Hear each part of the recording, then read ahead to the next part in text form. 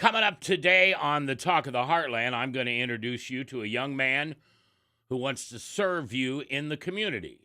You'll meet John Horsechief and his posse coming up here on the Talk of the Heartland on KCRO.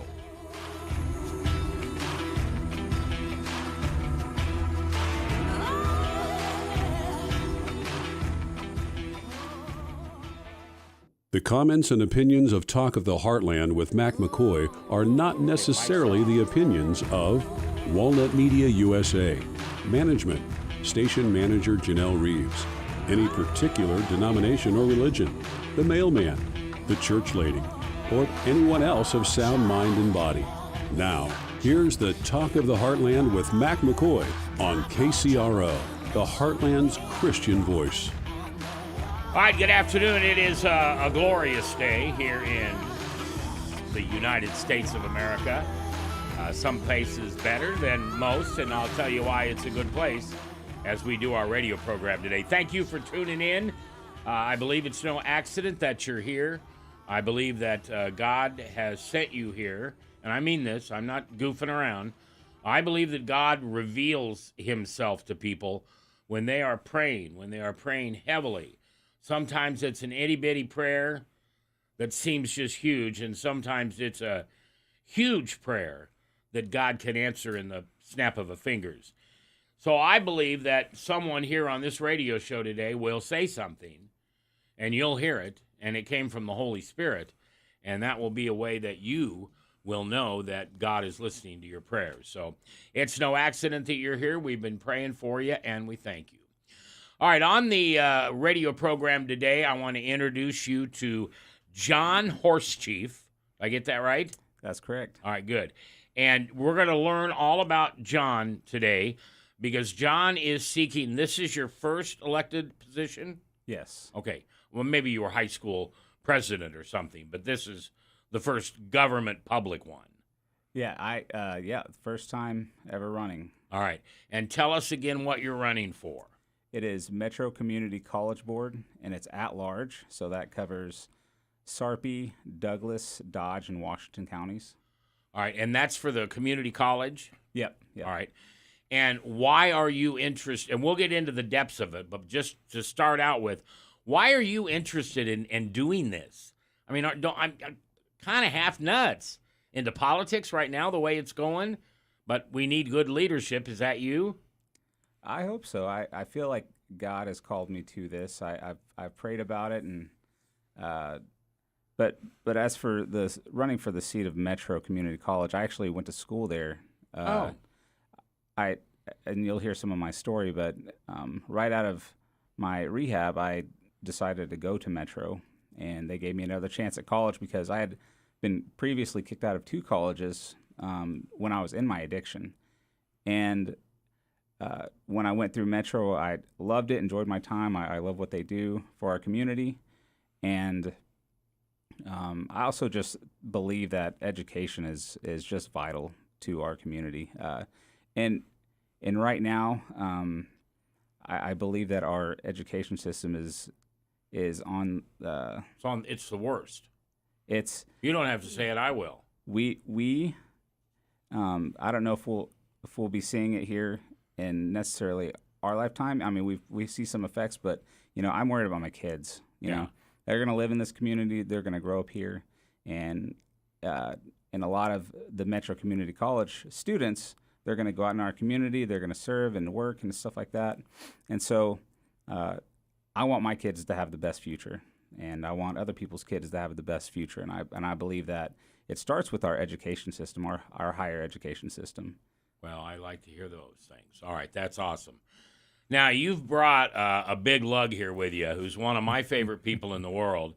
Why don't you introduce him and tell me and my listeners why he's a part of your posse today?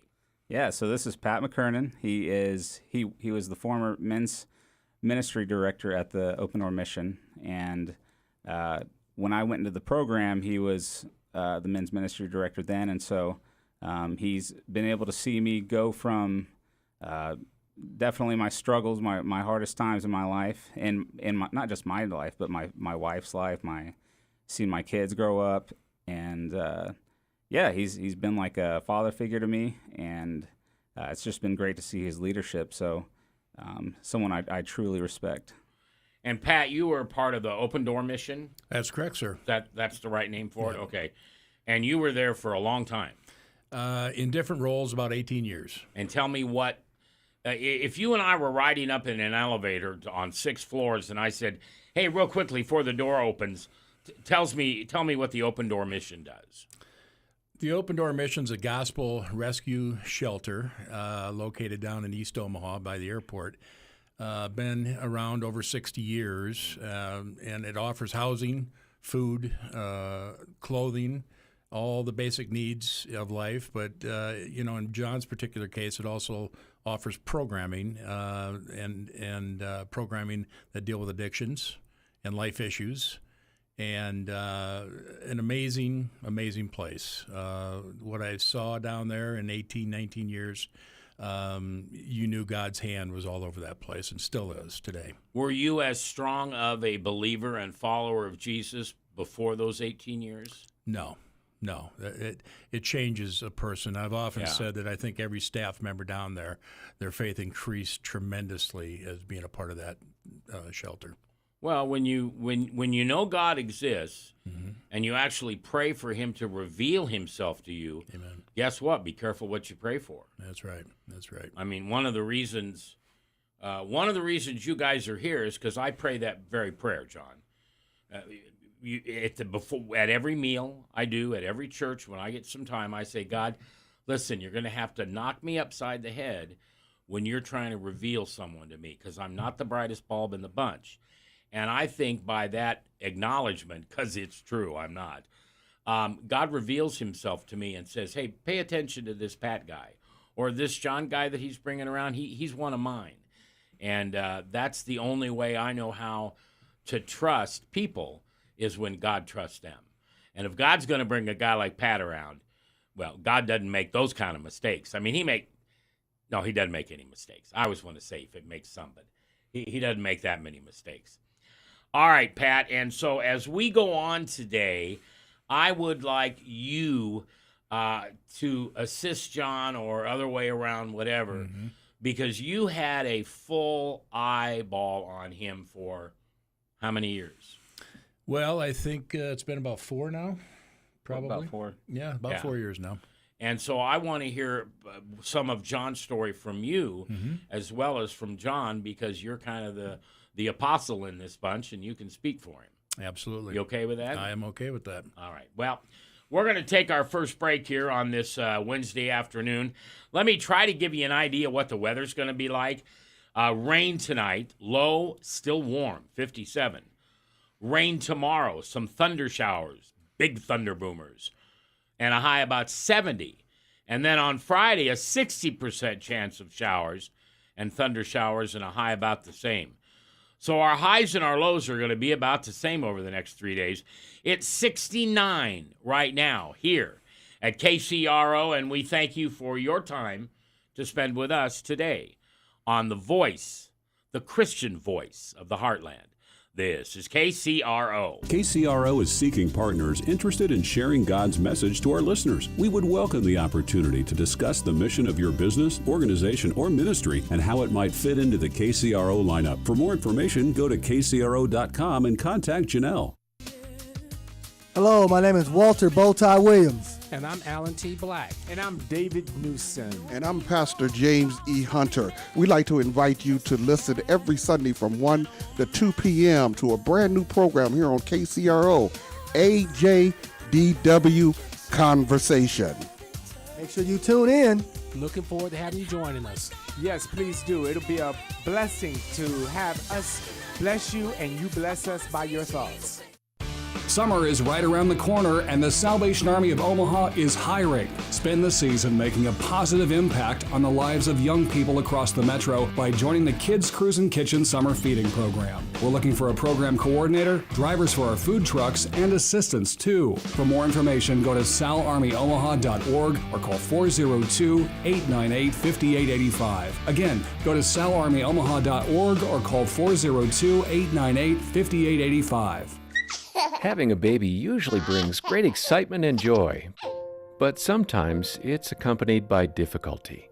On the next Focus on the Family, a young couple shares how they chose to carry a baby that had little chance to survive. It's a touching story that reflects God's grace and the dignity of human life. Next time on Focus on the Family. Focus on the Family, weekdays at 7:30 a.m. and 12:30 p.m. on KCRO, 660 a.m. in Omaha and 106.7 FM in Lincoln. The Heartland's Christian Voice, KCRO. And happy birthday to us, and thank you for all your birthday wishes you leave in voicemails or emails or on my Twitter or Facebook account. If you haven't heard, there's a big birthday going on around here this year. KCRO was the very first radio station on the air in the Omaha metro area back in 1922. It was actually April 19th of 1922. And this is our 100th year, and we couldn't celebrate our birthday without you. So thanks for being around. Thanks for listening. And I hope most of us can still listen to this for another 100 years. I think God's got Wi-Fi up there, so I think we're going to be able to catch it at kcro.com anytime we want. All right, I have two special guests in my studio this afternoon. One is Pat McKerna. Did I say that right? McKernan. I'll mess it up. Just hang with me. And for 18 years, you were with the Open Door Mission, and that is out by the airport. And you guys, you're angels, right? I mean, in a way. Well, I think there's angels running around down there. I don't know if I was going to be called an angel, but there's a lot of them down there. Your wife would call you an angel. You're an angel, Pat. John calls you an angel. Michael Bliss calls you an angel. So what did you do down at the Open Door Mission for all those years? 18 years, right? Yeah, so I started off in volunteerism, and that lasted 3 or 4 years. I was in the construction industry, so was able to bring a lot of construction guys down there. We were putting a lot of Band-Aids on a lot of old buildings back in those days, and was blessed to become part of the board of directors in 2007. Wow. Yeah, and so you were just like 14, 15 back then. That's about right. Yeah, young guy. Yeah. Okay. And was there till 2010, where a capital gains campaign was initiated, and new buildings were being built, and there was 3 $10 million buildings built, which changed the whole landscape down there in a mighty powerful way. And so I was in 2010. Probably one of the greatest honors of my life in the business world was became the men's director of the Open Door Mission, and a building where, if I recall, we may have gotten upwards of 300 men living there at any given time. Okay. And a staff of around 15. Wow. Yeah, so that small staff compared to, yeah. But that's nonprofit, unfortunately. Sure. That's one of those. But was able to manage the staff and manage the men and help oversee programming down there.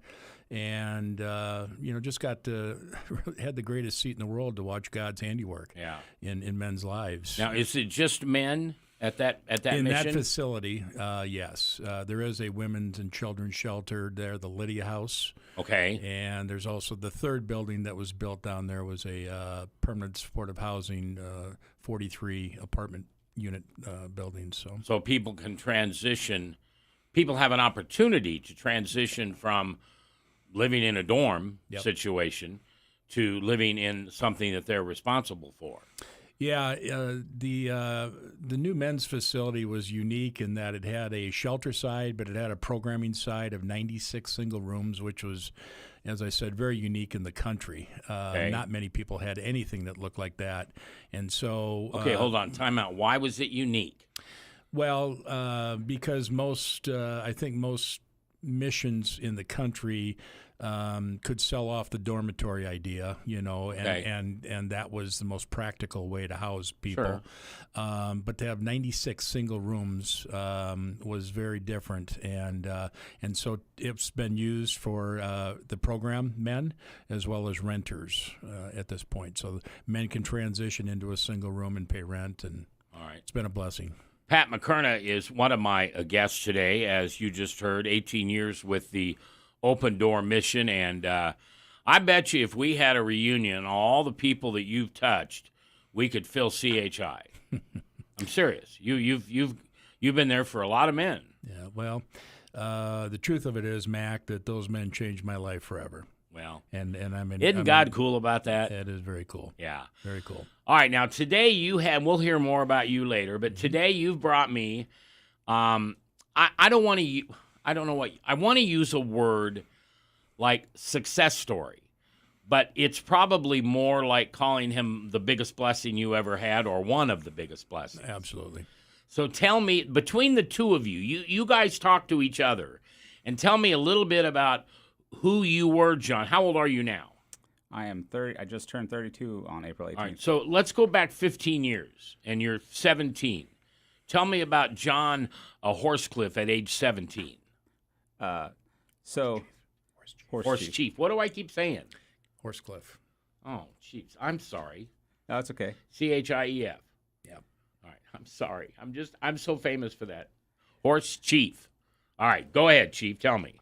So, I struggled with pill addiction and alcohol, and that started from a knee injury that happened back in the day, in my early 20s, and I was going to school at the time, and it was at another college in Kansas, and just got hooked on those pills. Man, it was.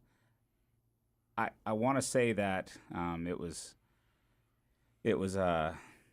just came out of nowhere. And those pills, man, they're just so addictive. And so, was it OxyContin?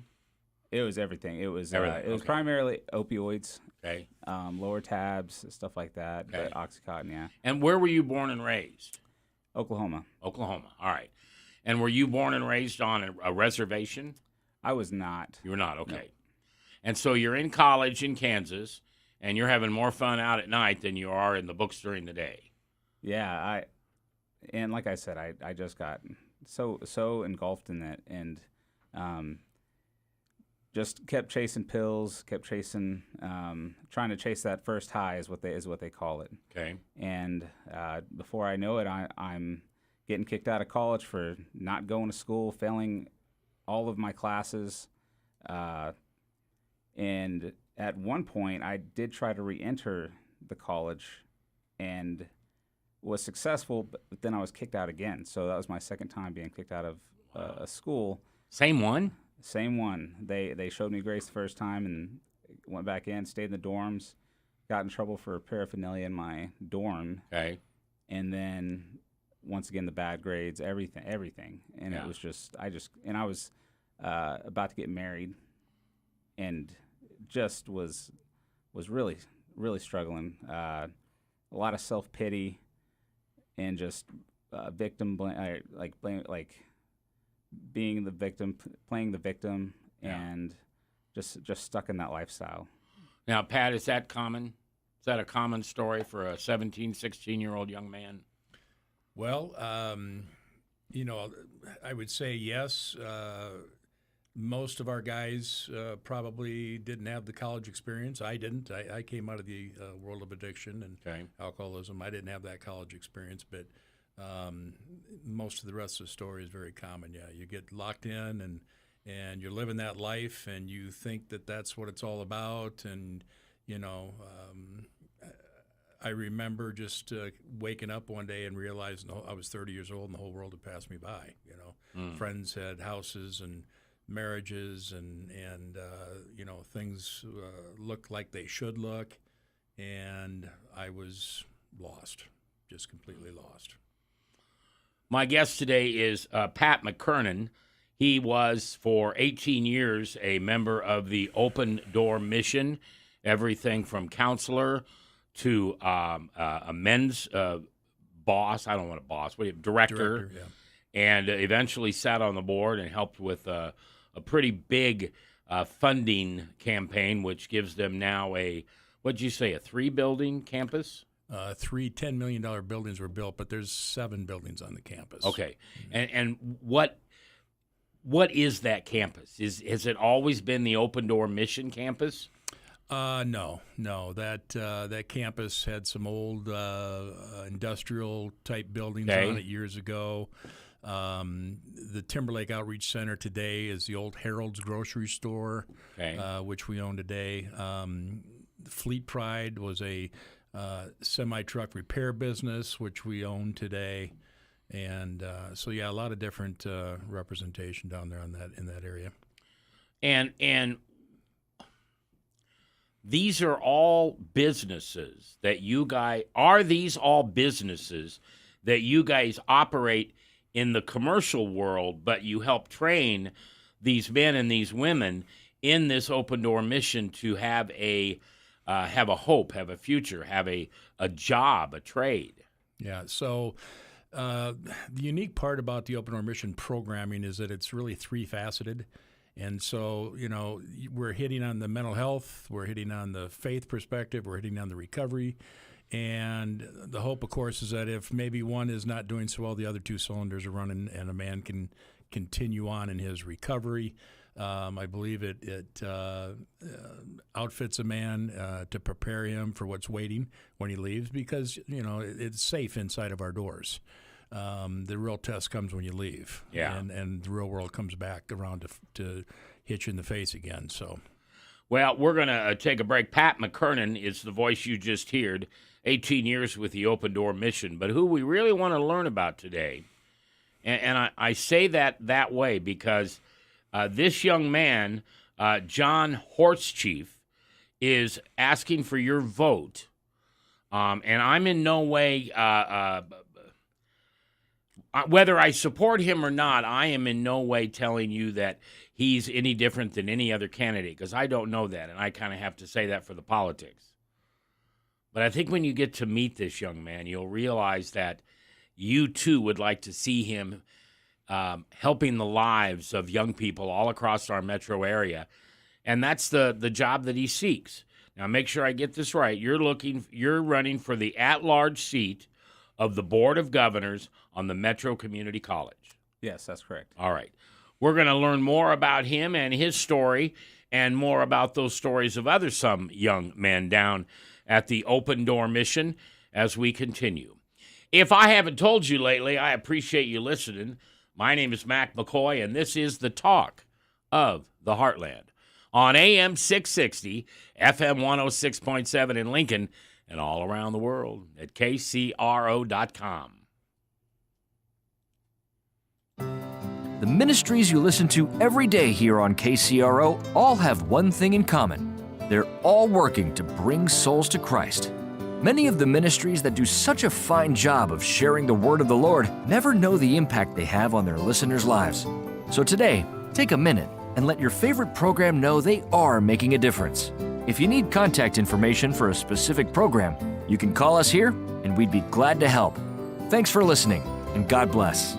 When you meet Good Shepherd Funeral and Cremation Services staff, you'll see compassion in their faces. The art at each Good Shepherd office reflects light, love, and memories. Their personalized professional care will allow you to relax, knowing you are going to receive more reasonable rates for very thorough arrangements. Good Shepherd Funeral and Cremation Services, 2 Omaha locations, will support you and your family. Good Shepherd will honor your loved ones and help you celebrate their memories comfortably. Good Shepherd's online at gsfuneral.com. This is Van Deeb, and I invite you to listen to The Journey this week on KCRO. This Thursday from 5 to 6, my special guest this week is Ron Carson, and we're going to talk about Ron's experiences and his journey and all about his foundation that benefits everybody. So please tune in this Thursday from 5 to 6 to hear The Journey with me, your host, Van Deeb. Hi, this is Mac McCoy recording live here in the Divine Truth Studios. Did you know you can get a Bible with your name engraved on it the very same day you buy it? Plus, we have a special gift selection of items that can be personalized and engraved while you wait. Yes, we have that at Divine Truth. Come visit Divine Truth just off the corner of 84th and Harrison. Divine Truth Christian Store, where you'll find more. Tune in Saturday mornings at 7 for The Bible Says with Ashley Day. This is Ashley Day, inviting you once again to join us as we seek to answer the question, what does the Bible say? Saturday mornings at 7 on KCRO. Now your forecast for KCRO for Omaha, Council Bluffs, and Lincoln. Cloudy skies tonight with a chance for scattered thunderstorms. Lows level off around 56. Winds out of the south 8 to 15 miles per hour.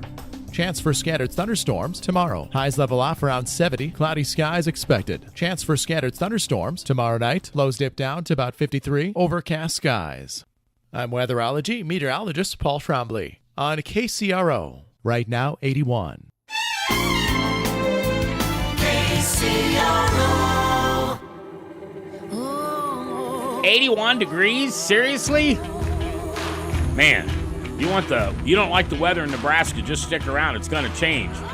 We are 30 days past the beginning of spring, and we're already having summertime temperatures during the day and almost wintertime temperatures at night. Now, this week, not so much, but we will get some rain. But you know what they say, April showers, spring, May flowers. Speaking of flowers, here we are. It's a sweet, beautiful day, Wednesday, the 27th day of April in the Lord's year 2022, and I'm Mac McCoy, live from the Divine Truth Studios. This is the Talk of the Heartland on AM 660, FM 106.7 in Lincoln, and all around the world at KCRO.com.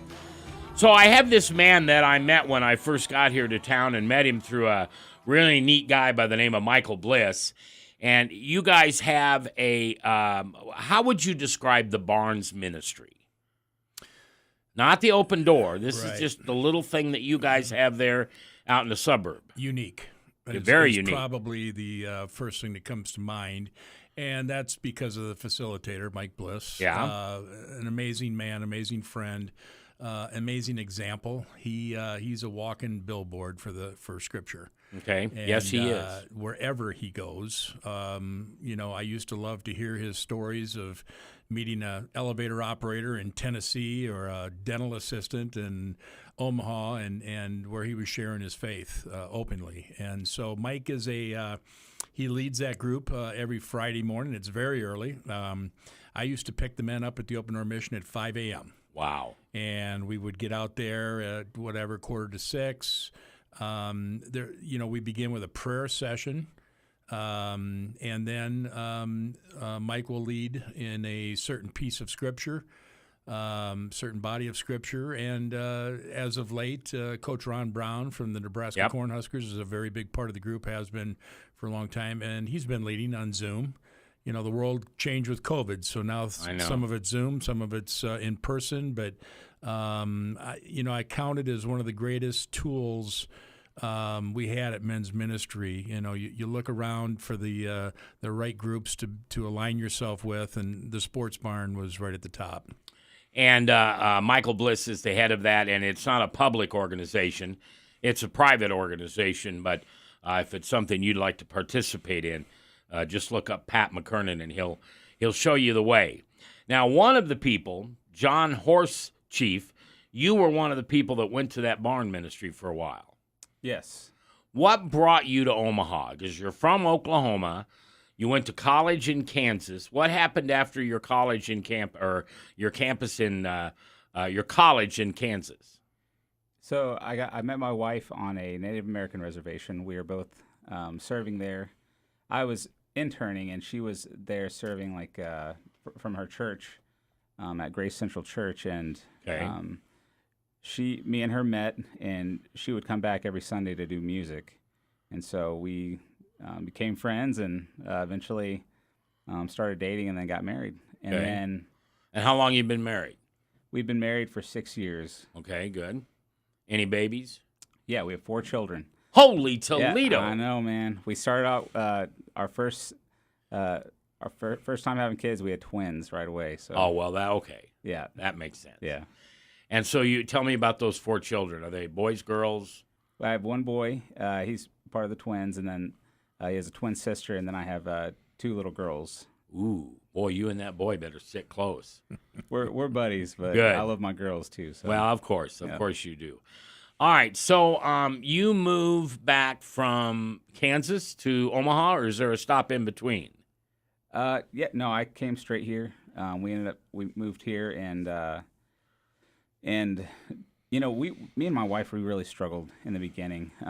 She was always wondering, where's the money? Where's the money going? And I couldn't hold a stable job, and just totally was. And the money was struggling. going to drugs and alcohol. Drugs and alcohol. Okay.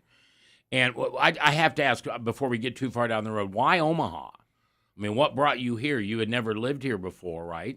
She lived here. Oh, she had lived here. This was her home. This is her home. Yep. Okay, good. Yep. All right.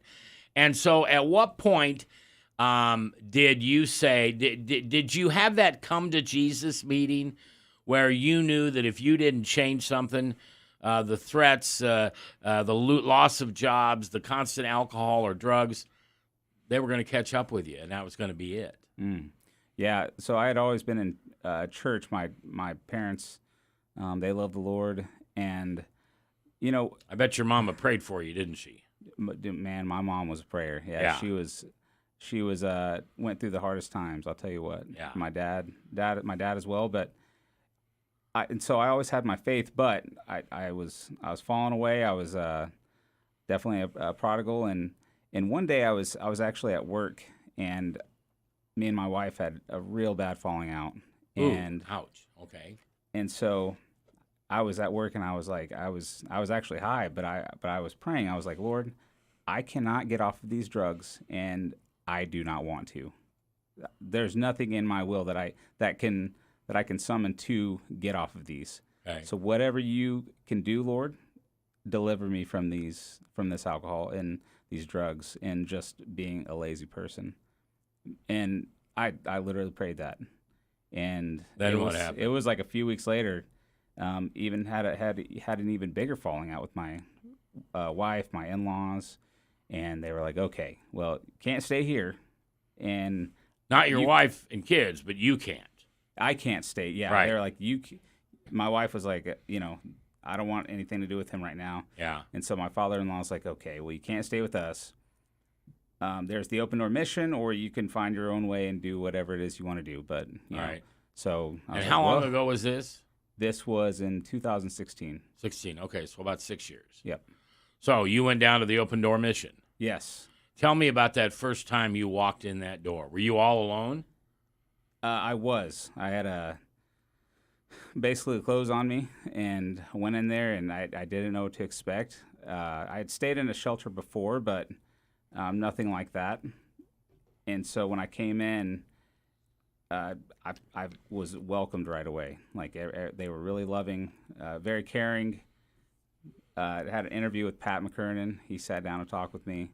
But one of the coolest things is that you find out that a lot of the staff there and the people that are teaching, instructing, they've struggled with addiction themselves. They've had marriage problems. They've been through the same through the thing hard you're times. going through. Precisely, yes. Yep. And so no better teacher than one that does. Yeah, exactly. All right, again, I want to do a reset here. John Horsechief is his name. He's now 32. Is that right? That's correct, yes. And he wants your vote. And you have not heard me do a program like this since I moved to Omaha. When I was in Iowa for so many years with our first, caucus in the nation status, every politician in the world would come through my studios. And quite frankly, it's one of the reasons I was so attracted to come over here, because we don't talk much politics on this station, and that's my choice.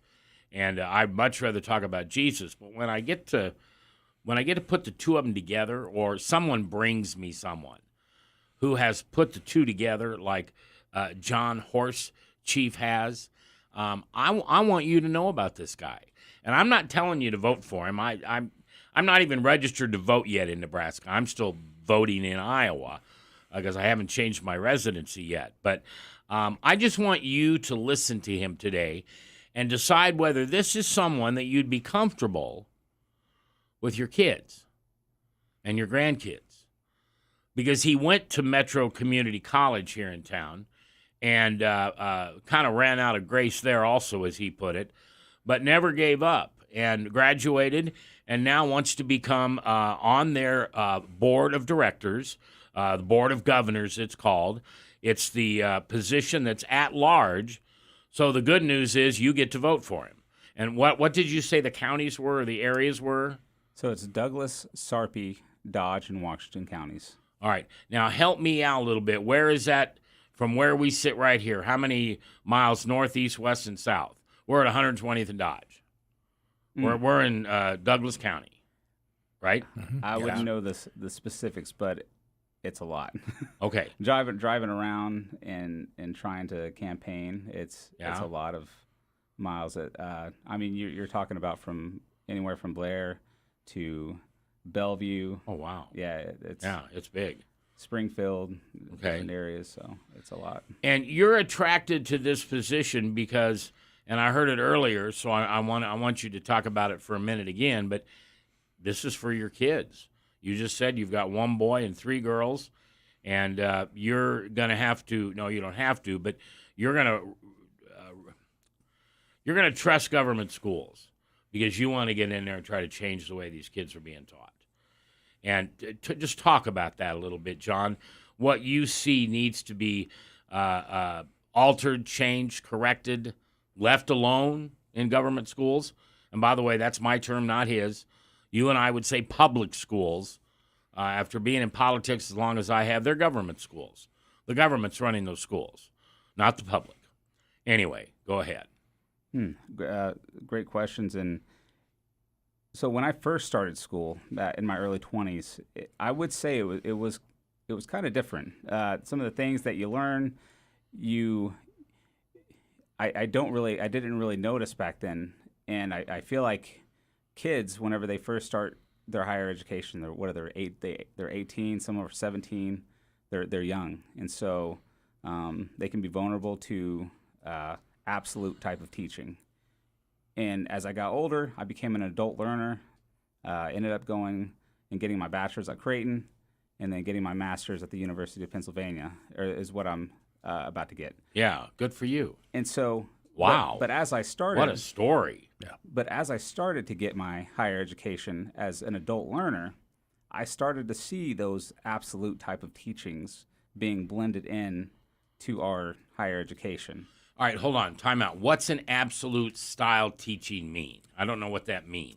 You see something like critical race theory. Okay. Blended into subjects that may not necessarily be, it's not necessary to necessarily be in there. Right. In that type of teaching. You're seeing a lot of anti-American type of teachings that it's like, okay, when they teach something, it's like they describe all these reasons that America's bad, that certain types of, maybe a political party's specifically bad, or these type of ideologies are bad, or Christianity's bad. You see those things as absolute, and that's how they can be taught. Okay. And you get a young kid in there. I get it. Okay. Yeah, you get a young kid in there.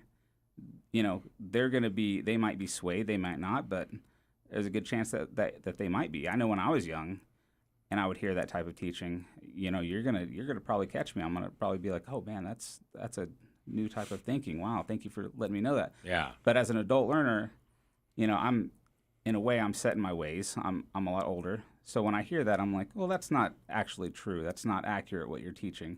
And so I'm starting to question, why are you teaching it like this? Like, why can't there be a contrast to these things that are supposed to be absolute that you're teaching? Because they're teaching them as their fact, as if they're fact. Right. And so my idea of education is there needs to be a contrast to all types of education. And I'm not here to say that teachings need to be eliminated or anything like that, but there needs to be a contrast whenever you're teaching something. There needs to be flaws within the subject. taught, and like I said, a contrast to the teaching itself. Yeah. My name is Mac McCoy. This is Talk of the Heartland, and you're listening to AM 660 and FM 106.7, and all around the world at kcro.com. It's a new world out there, and probably the internet's not the new part. The electric cars, well, that's cool. Thank you, Elon, but that's not the thing we ought to be paying attention to. This man standing before me, John Horsechief, has an idea of what the most important thing is, and perhaps those are things that you and I used to believe were the most important, but we too have got caught up in our fleshy ways and now think it's houses and cars and apartments and things we own. No, it's the kids. I'm a great-grandfather, about to be a great-grandfather for the second time. And I see what my kids and what my grandkids and now what my great-grandkids are going through. And, it's not the difference between Billy Gaither singing a song and Elvis shaking his pelvis. This is real-world stuff that is impacting us as we live today. And today, John is going to explain some of those things and what they are, and perhaps how you can be that itty-bitty part, that huge vote, but an itty-bitty part to a whole bunch of big parts that come together and say, like Charlton Heston said that day, over my dead body, you will have to pry this from my hands. And I'm not talking about what he was talking about. I'm talking about my children. You're going to have to go through me to get to my new grandson or my grandson or my granddaughter. You're going to have to go through me. I may be old and frivolous, and I can't run very fast, but my tongue can move pretty quick, and I'll tell you why you're wrong and why we need to be thinking about our children first. Because what did Jesus teach us to do? Bring me the little children. Let me show you, and let me show them the ways of love, grace, and forgiveness. John Horsechief is my guest. He's running for Board of Governors at large for the Metro Community College, looking to make a real difference. But I'll let you decide that. You just keep listening, and we'll talk about this, all right? You can also email me if you want. I've got my email, my Twitter, and my Facebook account open.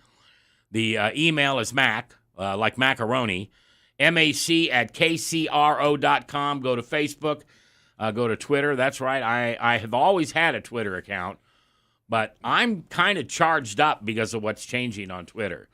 And it's not who's changing it. It's what they're not doing. They're not telling you to be quiet. They're not telling you to sit down. They're not telling you you're wrong. They're just letting you have a chance to speak freely. And that's kind of where we started on this whole thing a couple hundred years ago. And I think guys like John Horsechief and all the people that are looking at a new America is starting to sing that song, God Bless America. And thank heavens for people like John. But you'll learn more about him. You'll make your own decisions. Don't trust me. I'm just an old Santa Claus-looking guy. But I do love Jesus, and I thank you for listening to KCOR.com. Hi, this is Shelley Hall from Christ Lutheran Church in Blair, Nebraska. We're having a women's conference on Saturday, April 30th from 8:30 in the morning until 4 p.m. The theme is a time of refreshment before the Lord. Our speaker is Ruthie Thune. We would love to have you join us. $10 is the reservation price, and you can email us at office@christlutheranchurch.org. That's office@christlutheranchurch.org. Thank you. If you're a mom, we want to encourage you, support you, and remind you of how important your mom job is. Hey, it's Jenny from Channel Mom Radio, and we bring you dynamic interviews with well-known authors and experts to help boost your mom game and your grandma game to be a blessing to your whole incredible family. So tune in every week for Channel Mom Radio. Channel Mom, Saturdays at noon and Sundays at 9 p.m. on KCRO. We all make choices about alcohol. Kids make choices whether to drink or not. Bye, Dad. Remember, I'm going to Alex's party tonight and sleeping over. Hey, remind me about that party again? And adults make choices whether to talk about it. That's true of parents and every other trusted adult in a kid's life. Kids want to know our expectations, and they want honest answers in everyday conversations. So talk with your kids and help lead them on a positive path. Sponsored by DHHS and aired in cooperation with the Nebraska Broadcasters Association and this station. It seems like everyone I talk to these days is saying, I can't wait for things to get back to normal. Well, the fact is, normal isn't coming back. Jesus is. That's why our focus should be on Jesus rather than the anxiety, fear, and frustrations we're experiencing in this world. I'm Debbie Blank, inviting you to join me Sundays and Monday evenings at 5:30 p.m. so we can discuss the perfect remedy that we have for fear and anxiety. 100 years KCRO.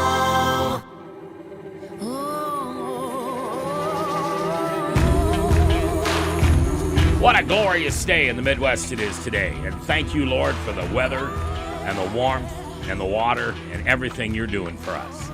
It is the 27th day of April in the Lord's year 2022. And I'm Mac McCoy, and this is the Talk of the Heartland on AM 660 and FM 106.7. Pastor Dodd the other day told me off mic that he could tell that I loved my listeners. And I said, yeah, I do. I mean, they're kind of like family. And he said, well, you got to tell them every once in a while. So, gosh, I'm a little shy, but I do love you. I love you like Jesus told me to love you. And I don't care whether you're a drunk or whether you're a drug addict or whether you had an abortion, whether you are transgendered, whether you don't know what gender you should be, or you're gay or lesbian. I don't care. Jesus told me to take care of my neighbors and love them as I love myself. And Jesus taught me that your sin, Mac, is no smaller, but no greater than anybody else's. And so don't try to make somebody into a worse person or better person than you are. I used to say I was the president of the Not a Good Enough Christian Club. And then I realized being a Christian is kind of like being pregnant. You either are or you're not, and there's no sense of better or worse. And so that's how I come before you every afternoon, and I thank you for your input, and especially the things that you think we can do better here. My email is easy, Mac, like macaroni, and it's at kcro.com, and I want to hear from you. We're coming up on the top of the hour in which we'll check in with Fox News to see what's rolling across the country today, but Pat McKiernan is a guest of mine. A lot of you know who he is. And if they don't know who you are, Pat, do a little intro and let people know who you are and why you're sitting here today next to Mr. Horsechief. Well, I can tell them who I used to be. I was the men's director down at the Open Door Mission for about 11 years, retired in 2021.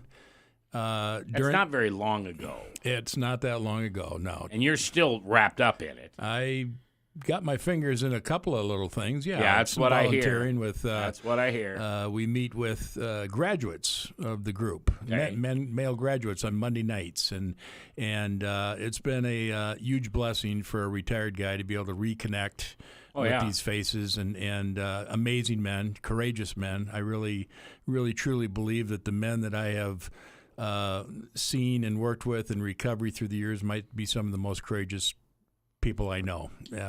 I know stories and you know that could make you just cringe of things they've been through since early on. So well, you know, we've always been told who our heroes should be. Willie Nelson once told us they should be cowboys. Yeah. And Mama, don't let your baby grow up to be one. But by golly, they're our heroes. And then we had Batman and Robin, and we had just all kinds. The Lone Ranger, he was one of my favorites. Marcus Welby. But I tell you what, it's changed today. It's not just sports people or politicians. It's people who have climbed the ladder. You know, I always say that Jesus doesn't call you from the pedestal. He calls you from the pit. Because those are the ones that he wants to qualify. Because they've been through heck and back. And they know how to lift other people up and give them the opportunity to make it for themselves. Not living off of somebody, but living with somebody. Their community. Their families. And, Pat, you've got a young man here in town, which I imagine was in one of those Monday night groups every once in a while. Why don't you introduce him for us and tell us a little bit about him and how you know him? Well, my friend is John Horsechief, and he'll explain to you all that's going on in his life today with the political world. But I came to know him as his, I believe his father-in-law brought him down to the mission a few years back, and John was struggling with an addiction issue, and pill addiction and alcohol, and all the dynamics that go along with that. It's a family destroyer. Oh yeah. It's a life destroyer as you know it. Yeah. And so John entered what's called the New Life Recovery Program at the time at the Open Door Mission. And when I look back, I just think of John as, and he may chuckle at this, but the word obedience comes to mind. And despite all that was going on in his life, I know that he had a lot of proving to do to a lot of people, including himself.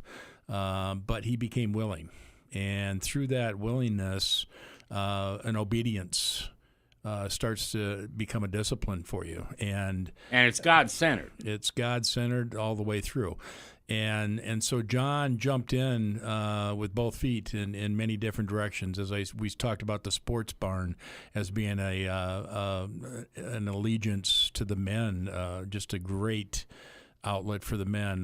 There was Men's 33 with the Men of Bethany out in Elkhorn. There was Marked Men for Christ. We had some amazing group of men coming around, men like John, and life began to change for him.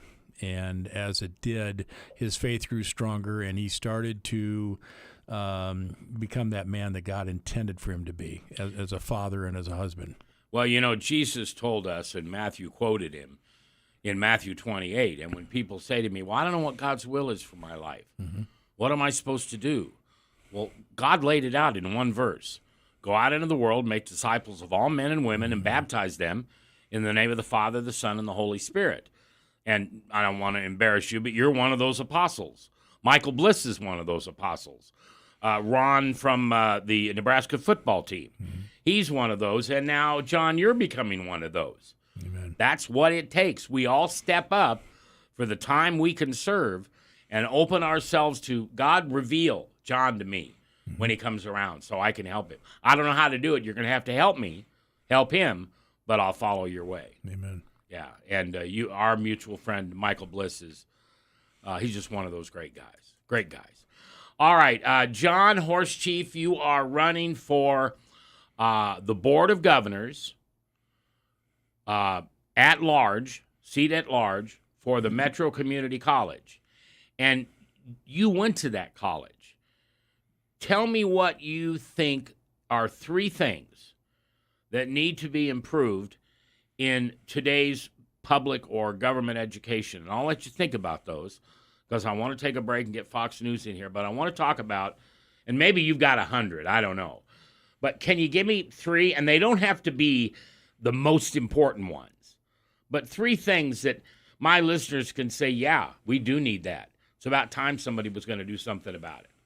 Can you do that for me when we come back in the next hour? Yeah, absolutely. All right, I appreciate it. You want to say hi to your wife? Hey, Tabby. You want to say hi to your is your mom still around? Yes, yeah. Well, you say hi to Mom. Hey, Mom. Oh, come on. You didn't do it. Shout out to my mom. Yeah. When I call my mom, you know how I call my mom? She's 92 years old and still living. And I say, Mom, the only reason I called today was to tell you I love you. Oh, that's nice. I'll tell your father. Have a good day. Goodbye. But I know what it means to her. Yeah. Now, you've got a boy and 3 girls. Yep. Don't say their names, but just say hi to all of them. Yeah. Hey, I don't know if they're listening, but... Oh, that's okay. Well, they can watch it on video and stuff. All right, we're going to take our top of the hour break, find out what's going on in the world with Fox News, and then when we come back, in fact, I'm going to challenge you, the listener. Why don't you write down 3 things that you think our educational system needs to do differently? Little thing, big thing, but something that's close to your heart. And maybe you can email those to me, or you can text them to me, or you can Facebook or Twitter or whatever you want to tell me. But let's see if maybe we can add to John's list, or maybe we'll all be on the same 3. Then there's a good chance that some of the things he wants to change are some of the things you see broken too. We're coming back. I'm Mac McCoy on this, the Heartland's Christian Voice. From the Divine Truth Studios, this is the Talk of the Heartland. On AM 660 and FM 106.7, this is KCRO Omaha. The Heartland's Christian Voice, KCRO Omaha, K294DJ Lincoln, regionally on 660 AM and in Lincoln on 106.7 FM, streaming on KCRO.com. Alexa, tune in, the KCRO app, and devices that haven't even been invented yet. Fox News, I'm Rich Dennison. House Minority Leader Kevin McCarthy could again be asked to answer questions for the congressional panel investigating last year's Capitol riot after the release of new audio of his warnings to GOP leaders in the days after the breach. Tension is too high. The country is too crazy. I do not want to look back and think we caused something or we missed something and someone got hurt. The New York Times releasing that audio from a phone call on January 10th of 2021. President Biden taking part in a funeral service today at the Washington National Cathedral for Madeleine Albright, the nation's first female Secretary of State. Freedom had no greater champion than Madeleine Corbell Albright. Albright died last month at the age of 84. She served as the nation's top diplomat during the Clinton administration. America's listening to Fox News. Now your forecast for KCRO. For Omaha, Council Bluffs, and Lincoln. Chance for scattered thunderstorms tonight, otherwise cloudy skies expected. Lows dip down to about 57, southeasterly winds 8 to 15 miles per hour. Chance for scattered thunderstorms again tomorrow. Daytime highs approaching 70, cloudy skies with a few peaks of sun. Overcast tomorrow night, chance for scattered thunderstorms, lows dip down to about 53. I'm weatherology meteorologist Paul Trombley on KCRO. Right now, 82. Hi, this is Mac McCoy from KCRO and Boomer Radio, and when I decided to move back home to Omaha last year, I searched for the perfect movers. You see, I'm a little particular. I need movers who value my furniture. I found and hired a company that shared my same care and values for those very personal items of ours.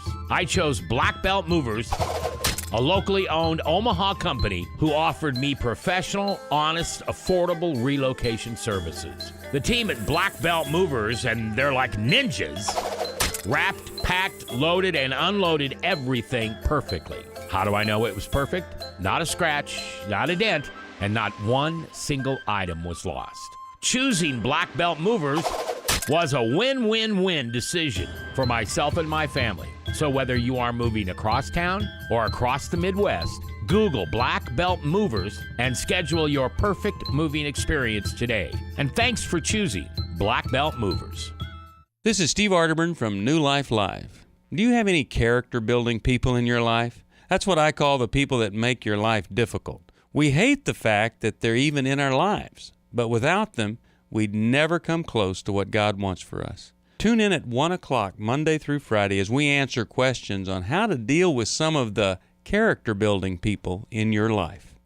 Join 94.5 Boomer at Feel the Freedom, a fundraiser for Chariots for Hope, helping those in need with the transformative gift of transportation. It's happening Thursday, May 12th at Peter Fink's American Muscle Car Museum. Support an incredible cause and feast your eyes on dozens of one-of-a-kind automotive masterpieces. Join MC Julie Cornell and honorary chair Van Deep for an evening of food, drinks, fun, and music from acclaimed country music star Cafe Anderson. Powered by H&H Landscape. Get tickets at chariotsforhope.org. Naloxone is a drug used to safely reverse an opioid overdose and is now more readily available in Nebraska. I'm Dr. Rob Rhodes, a Nebraska family practice physician. I encourage you to learn how to respond to an opioid overdose and administer naloxone to potentially save a life by getting the free Opie Rescue app for your phone. Be Opie ready. Download Opie Rescue. Paid for by the CDC. Sponsored by the Nebraska Department of Health and Human Services and aired in cooperation with the Nebraska Broadcasters Association and this station. The Heartland's Christian Voice, KCRO.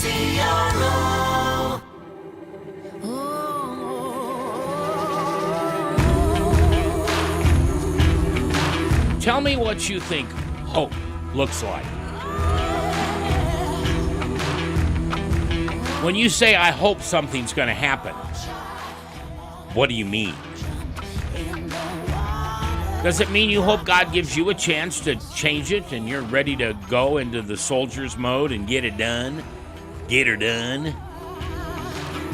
Or maybe you're more like me. You've got your strengths and you know your weaknesses, but you look for young people around you to step up and lead in a matter that will make a difference to your grandkids. And like me, maybe your great-grandkids. Or just your kids. Well, I've got a young man in my studio today that you're going to meet over here in the next hour. And he seems to be the kind of young man who wants to be that person. And I don't have a lot of politicians wanting to run for office on here. Anybody who wants to run for office, you can come on if you want. That's the law. I have to allow you on. But I didn't have to allow John Horsechief on. He and I have a mutual friend. And when his mutual friend tells me he's good, that's good enough for me until somebody does something different. And this man wants to make a difference in our school system, especially the government school. I know you and I grew up and calling them public. There's nothing public about them anymore. They're government-run schools.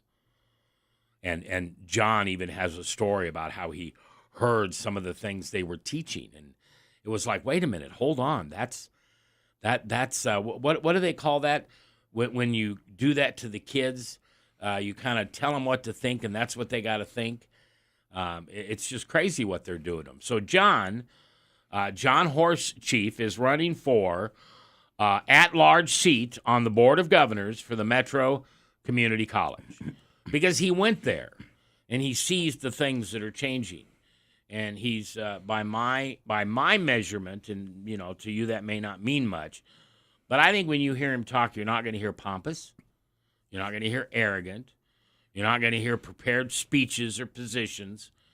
He just goes into his heart and between him and Jesus figure out what he can do as a human on this earth to help your kids and grandkids and great-grandkids have a better school system than, unfortunately, we gave them today. Because I don't know about you, but I'm responsible for where we are today. I have to be. And hopefully you'll take a little responsibility too. But we also get the opportunity to change things, to make it right.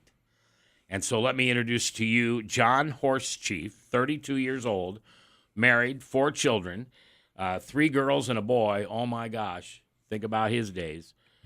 And also Pat McKerna, who is here.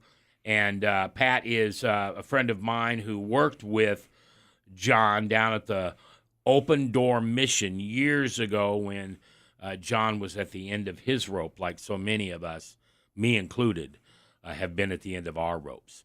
So I asked you, John, that when we came back from break, I wanted you to tell me 3 things. These aren't necessarily the most important things, but 3 things that you think need changed, taken care of, looked at, whatever, in our government school system. Did you think of 3? Or do you have 133? Yeah, so for me, I would say quality education, that's one of my big things. It's making sure that we're focusing on output for students, whether it be for their trades or liberal arts. Either way, the quality education that we're providing to students, that affects our community. It's important for the future. Tough question. Don't have to answer it. What's not quality education? Because that's a great line. Well, we need quality education. But you've seen it not being quality. What have you seen inside those walls of every public school or government school around, whether it's kindergarten or it's advanced professorship? Yeah, so I want to make sure that the teachers, and I've had some great teachers at Metro, not bashing any of the teachers. I want to make sure that the teachers, though, are compensated, but also we're getting in more teachers that are qualified for their profession, whatever it is. Like let's say it'd be history, that we have a teacher that's qualified for that position, and so that they're able to give our students the best knowledge of understanding that if it's for a trade, that they've been in that specific trade for years and years and have a lot of success, so that they can pass that on to our students. And in return, that is going to, I know, help out our community. It's going to provide for just our everyday living. I mean, we see it every day, and with the trades, getting on the trades, I just believe that we need to focus on that quite a bit. We see a lot of that affecting us, whether it be with heating and air, electrical, plumbing, all these things. Yeah, none of it's going to go away. So sorry, I'm kind of drifting off, but no, you're not. You're doing fine. The quality education, that's a big one. Okay. Making it affordable and accessible. Now, is that number two? That's number two. Okay, affordable. I would say that's almost tied in with it. I mean, just as someone that's worked with the homeless, I've been homeless, and so I always say this: a quality education that's affordable and accessible it's a ticket to freedom. It really is. Yeah. And so if you provide that for people that are struggling, in poverty, that are homeless, helping them rehabilitate, quality education that's affordable and accessible is a part of their journey to success. Mm-hmm.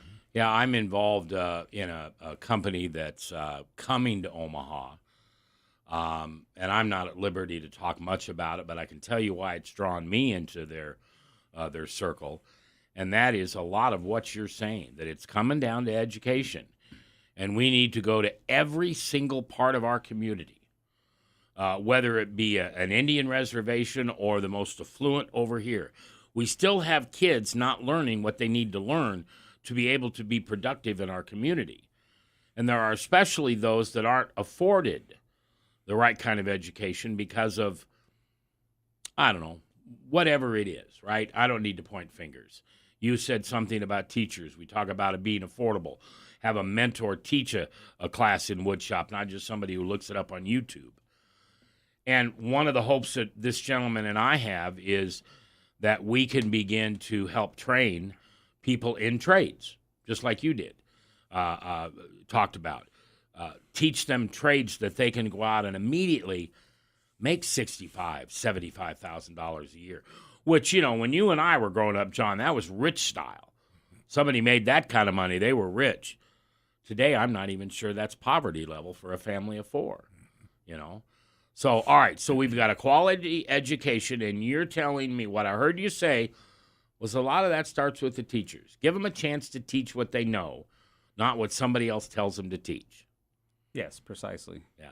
I like the fact that you brought up history, because this cancel culture that we have, it just wants to get rid of everything that they don't want their kids to learn. Right.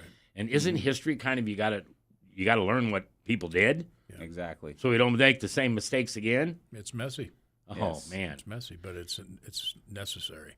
All right, something else then, John. Something else that if you're on the board of governors for the Metro Community College and one of the elected people at large, what's another thing you want to look at and change if you can?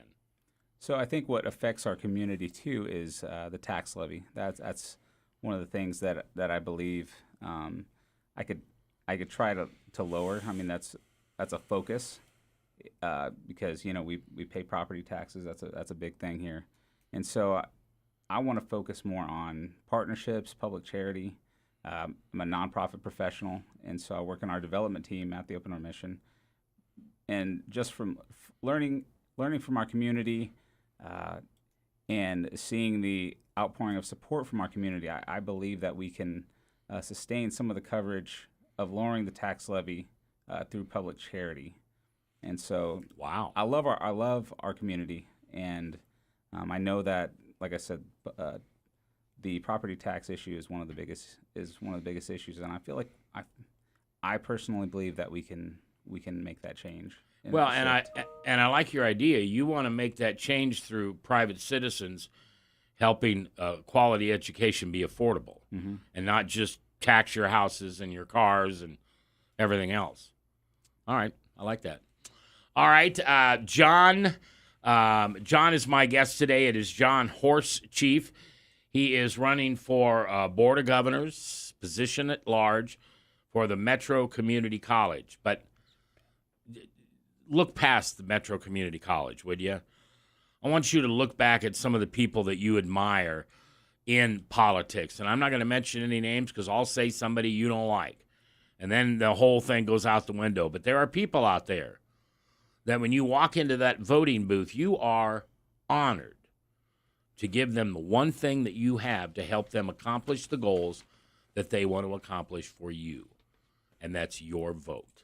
And if you think about those people that have been in your life for a long time, that's the type of person I want you to hope and pray that John Horsechief comes up against and learns from them, is teachable, which is in my book humble, and makes school better for your kids and your grandkids and everybody else coming that way.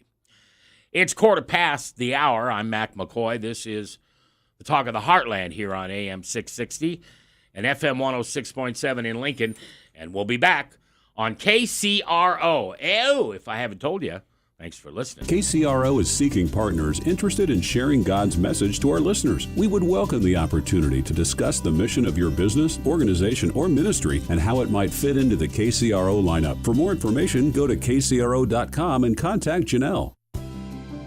Some Christians are quiet and reflective in their worship. Others are animated and outwardly expressive.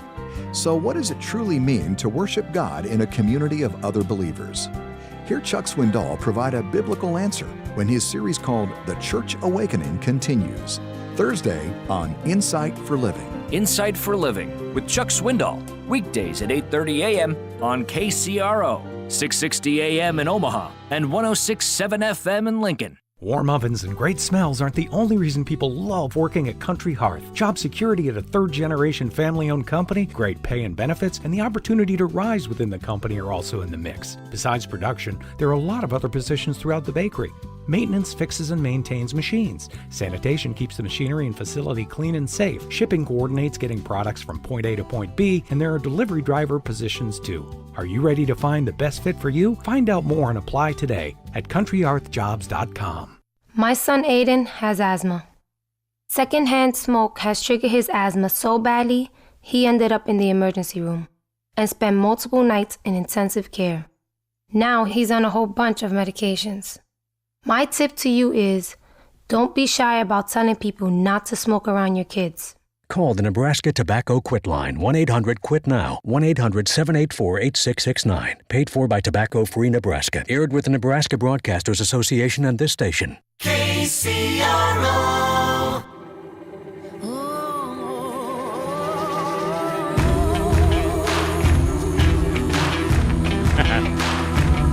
Good afternoon. It is the 27th day of April in the Lord's year 2022. I'm Mac McCoy, and this is the Talk of the Heartland, and I'm your host who can't pronounce names. And I don't mind putting that character defect out there, especially when my brother, Michael Bliss, who's got the easiest name in the world. I mean, you could take off an S and it's still Bliss. But Pat McKernan, and John Horsechief. Okay. Thank you, Michael, so much for correcting me on this glorious day in April of God's year 2022. Michael, thank you very much. Having fun. All right. The guys that are in my studio right now are, one of them is Pat McKernan and John Horsechief. And Pat, you were 18 years with the Open Door Mission, and in all the men's lives that you've helped, this guy sits in that line, right? Tell me about him. Well, John came several years back. I don't recall the year for sure. 2016. Yeah, 2016. And you said his father-in-law brought him in. Yeah, right? his father-in-law brought him in, and you're a lucky man to have a guy like that for a father-in-law. Yeah, he's an outstanding man, pastor. Yeah, he's amazing. Yeah, and John had the struggles of leading a life of addictions, and was in the process of watching his family get torn apart as a result. Employment was an issue, just all those things that go along with it, and he went through our program, and John was employed off campus after, and the Lord brought him back to become an employee. And John worked on the men's staff with me for maybe close to 2 years. Yeah. Started as an overnight worker, which is a pretty difficult spot at times. Especially if you're married and have kids. That's right. And then became a first shift worker with me. And I just had the blessing to watch him grow. And as he said just a little bit ago, he now works in the administration building, in the development team. And what an honor, because I believe he's probably the only graduate of the Open Door Mission that can say that was ever pulled over the administration in that type of employment. So, and now I've watched him. He went to Metro, and I believe graduated Creighton on the honor roll. Wow. Yeah. And now is pursuing his master's. So it's just it's an amazing story from start to finish. And and you both give your faith in Jesus a lot of the credit for that. All the credit, yeah. Yeah, I mean, it really is. Before I knew Jesus, I'd laugh at those guys that'd catch a football, make a touchdown, and point up in the sky. Mm-hmm. Come on, dude, take responsibility for what you did, good and bad. Mm-hmm. And then Jesus comes along, and you realize it's all him. Yeah. You're lucky if there's hardly any of you in it. Amen. That he's using you that. And John, is that how you feel in a way? Is because of your background, has God brought you to a point where you can impact? Man, you can impact a lot of kids, thousands and thousands of kids, in this Board of Governors position with Metro Community College that you're running for on the ballot. Yeah, exactly. I believe that none of this would have happened without God. Changed my entire life. Yeah, he does that. I look back at it too, and I look at all the accomplishments he's given me, and it's amazing because I'm serious. You ask my wife; me and her are just both blown away whenever we start talking about it. It's like, wow, man, God he's blessed us.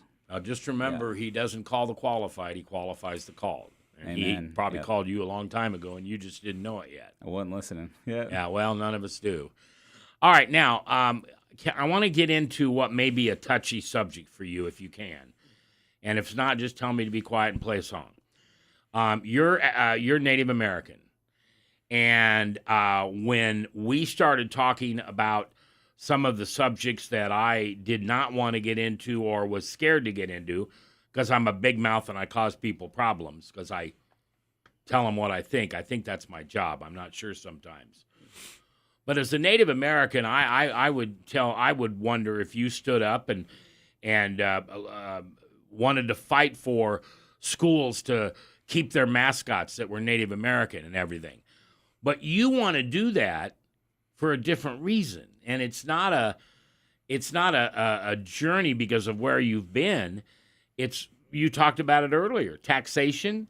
It's where money's being spent and where it can be better spent. Tell me that, because you're passionate about that, and you can tell the story a lot better than I can. You're referring to the Native American... Yeah, like the mascots. Washington Redskins, yeah. And there's probably some here in Omaha.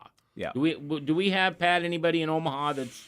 Not today. Not anymore? Not okay. Anymore, yeah. All right. Probably was at some time. Mm-hmm. But go ahead. Yeah, so there was a bill passed, or not passed, but it was brought up to the legislature, I think it was some months ago, and it was trying to have funding to change Native American school names, and then you also have the Redskins issue. But my thing is that this funding that's going into advocating for the changing of the Native American names, like the Redskins, or whether it be trying to change the school names for Native Americans, the themed names.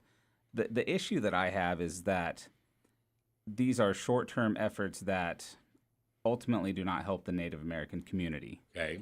And like you said, cancel culture is an issue that I'm not a fan of.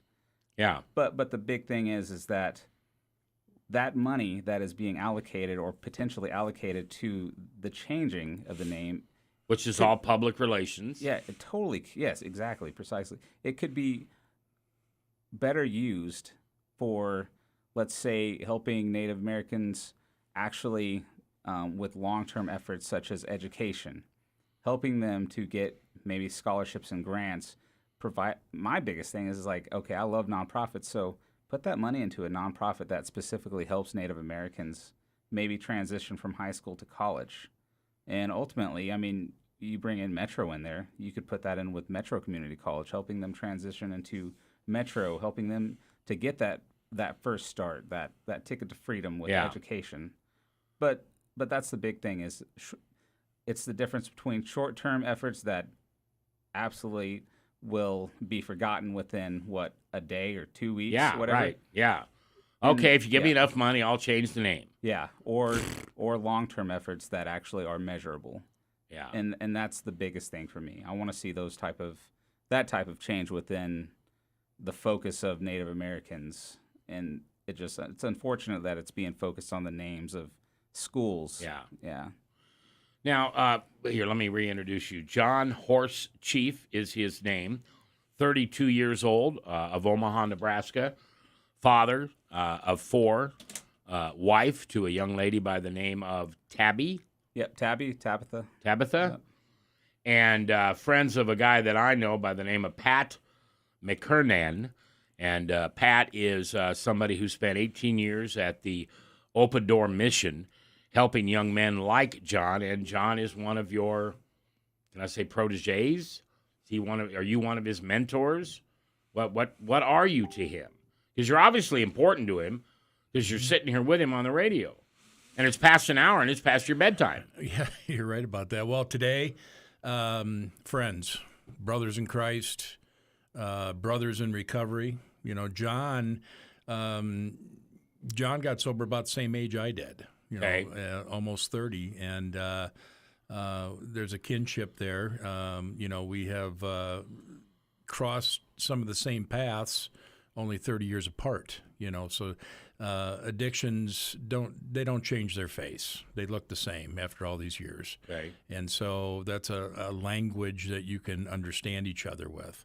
And so I had the blessing to see him come into the program. I had the blessing to see him graduate, become an employee, go to college, marriage restored, a new man, now someone that's entering a world of politics that we desperately need godly men in. Well, and for the right reason. Yeah, for the right reason. Yeah, I mean, I just, John, I'm just being genuine towards you because you're genuine. I've seen them all sit over there, and all they do is fill me with baloney. Yeah. And they want me to ask them the questions that they can answer. You didn't give me a question, and I just appreciate that genuineness. That's how I see genuine. When you come in as you are and you want to understand rather than be understood. And that's a sign of somebody who walks with Jesus. Amen. Yeah. All right, so what time is it? Okay, we're going to take a break. Can you teach me something, please? You mentioned something during a break about CRT. Is that right? That's correct. That's critical race theory. Okay. I don't know what that means. I really don't. I don't study politics anymore. I don't even hardly listen to it. Can you help me understand what that is? Because I don't want to put words in your mouth, but you see this being taught in our schools, and you don't agree with that. Yeah, so it looks different in the way it's taught, and they're blending it in within different teachings. It's a type of social and I would say legal type of thought and ideology. All right, will you hold that thought? Yeah. We're going to take a break, and I want you to come back. If you've got a question for John, you can email me at mac@kcro.com. Jump on my Facebook. Thanks to Elon, I'm back on Twitter. And any way you can communicate with me, I'll pass that question on to John. Live from the Divine Truth Studios, this is the Talk of the Heartland on AM 660 KCRO and all around the world at kcro.com. Thanks for listening. Good Shepherd Funeral and Cremation Services is ready if you have an immediate need after the loss of a loved one. Or if you're planning ahead, Omaha's 2 Good Shepherd locations will support you and your family. Good Shepherd Funeral and Cremation Services will honor your loved ones and help you celebrate their memories affordably. You'll appreciate them. See gsfuneral.com. Sweet hour of prayer. Greetings, 660 KCR listeners. This is Pastor Brian Page of the Pleasant Green Baptist Church here in Omaha, Nebraska, where we are a Christ-centered ministry that ministers to all God's people. Hey, we're coming to you with great joy and excitement to let you know that the Pleasant Green Baptist Church will be airing the Sweet Hour of Prayer broadcast every Sunday from 9 to 9:30 a.m. on 660 KCRO. Please tune in to the show and be blessed. David Brooks here, founder and president of Retire Smart. If something is worth doing, it's worth doing right, especially when it comes to your retirement. But how do you know whether you've done it right for your retirement? Life can be so unpredictable. You may wonder if you're truly ready. Well, you're not alone. That's why we've developed the Smart Checklist Challenge. Nearly everyone approaching retirement shares basically the same fears. Have you saved enough? Will the stock market downturn derail your retirement? Will tax increases affect your income? What if you need to go to a nursing home? Will your spouse's future be secure? Call for your complimentary SMART checklist at 402-369-7777. That's 402-369-7777. Smart Wealth LLC is a federally registered investment advisor under the Investment Advisors Act of 1940 and an affiliate of Retire Smart. Registration as an investment advisor does not imply a certain level of skill or training. Information about Smart Wealth LLC can be found by visiting www.advisorinfo.sec.gov and searching by the advisor's name. Hello, this is Gary Hutchins, minister with the Sunny Slope Church of Christ right here in Omaha, wanting to invite you to study God's Word with us every day on Search the Scriptures. Right here on KCRO, we want to get into God's Word in an in-depth fashion, dig beneath the surface, see what it really says, Monday through Friday on Search the Scriptures. Weekdays at 2:30 a.m., 5 a.m., 10 a.m., 6:30 p.m., and 10:30 p.m. on KCRO, the Heartland's Christian voice. Now your forecast for KCRO. For Omaha, Council Bluffs, and Lincoln. Chance for scattered thunderstorms tonight, otherwise cloudy skies expected. Lows dip down to about 57, southeasterly winds 8 to 15 miles per hour. Chance for scattered thunderstorms again tomorrow. Daytime highs approaching 70, cloudy skies with a few peaks of sun. Overcast tomorrow night, chance for scattered thunderstorms, lows dip down to about 53. I'm weatherology meteorologist Paul Trombley on KCRO. Right now, 82. The Heartland's Christian voice, KCRO.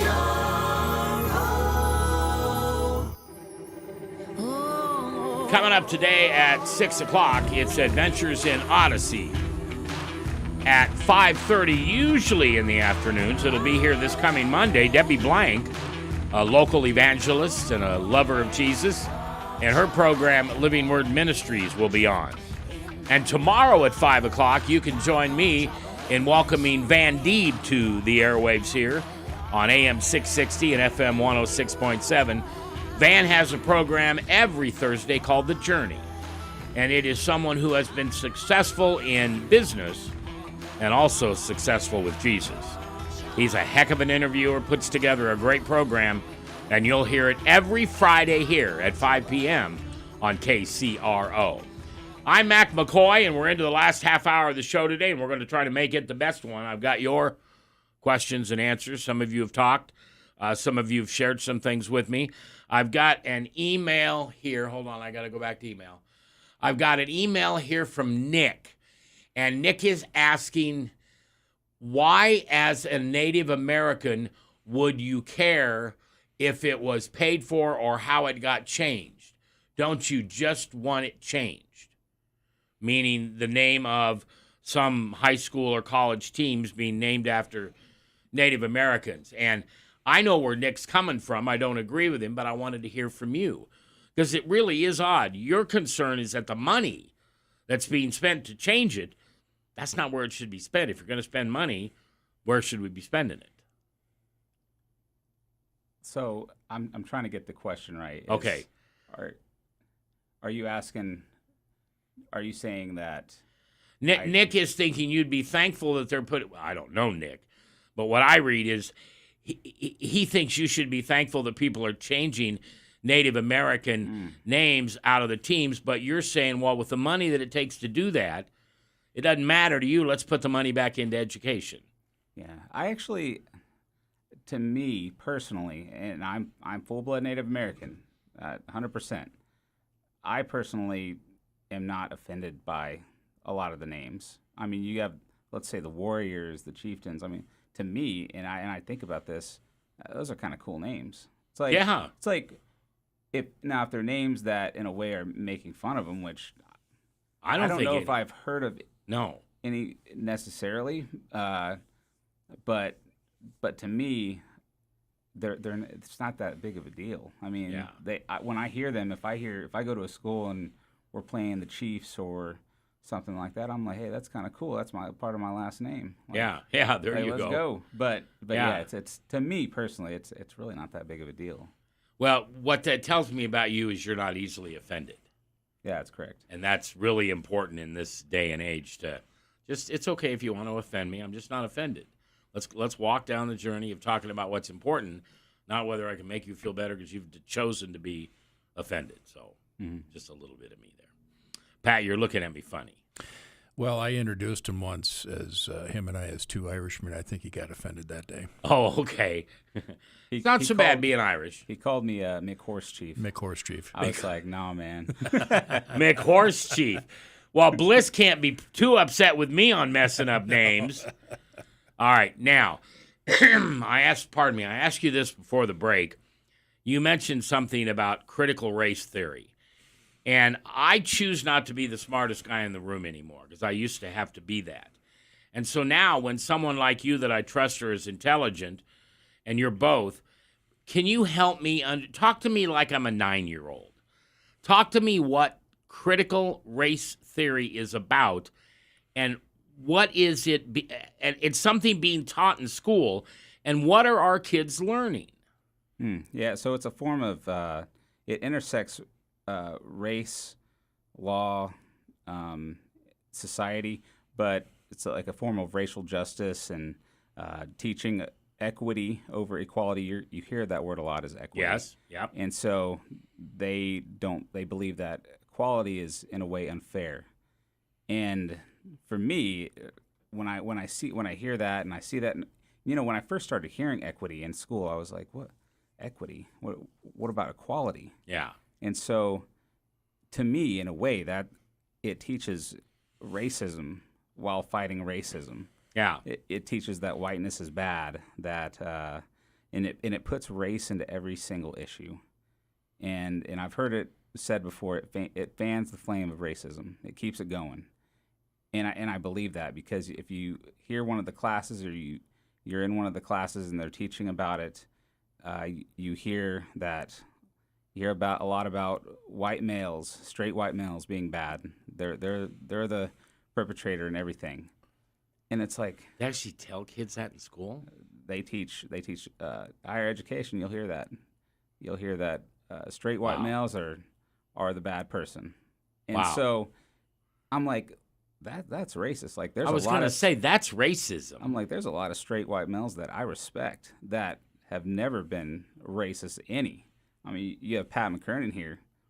He has shown love to everyone, no matter what background they're coming from, no matter if they're gay, straight, anything. He loves them. If they're Native American, if they're white, whatever, or not white, but black or whatever.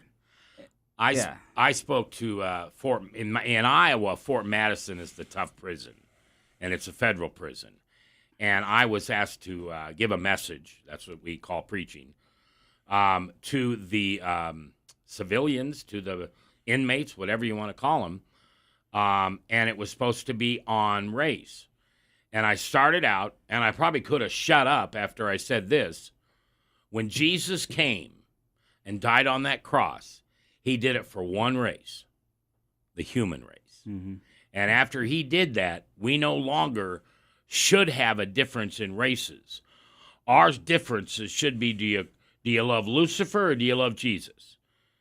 And my opinion, and my opinion only, okay, just mine, people who teach that stuff like you just talked about, those are not people who love Jesus. And I'm sorry, I'm not trying to be judgmental. I just don't know how you can love Jesus and say this guy's bad because of the color of his skin, but this guy's better. They can do the same thing, but the color of skin makes a difference. I just don't. I don't get that. I don't understand it. And it's you're judging someone, you're prejudging someone before you even give them a chance. Yeah, and that is just totally against everything that I've ever been taught. Well, and everything that Jesus taught. Yeah, exactly. I mean, he didn't like the Pharisees because of what the Pharisees taught. And that was that, I mean, in John 8, you read about when Jesus talks about my Father, and they say, you're a hypocrite. Your father's the devil. He's not the same father as we have. And even then, Jesus didn't, go crazy on him. He did call him a brood of vipers, which I was really kind of proud of him for. But if so many of our problems in this world, if we just take Jesus and put him where he belongs, and that is just greater than me, so I can get smaller and I can get less, and he can get more. Well, you're doing the right stuff, and I appreciate that. Pat, I want to ask you a question on the same thing.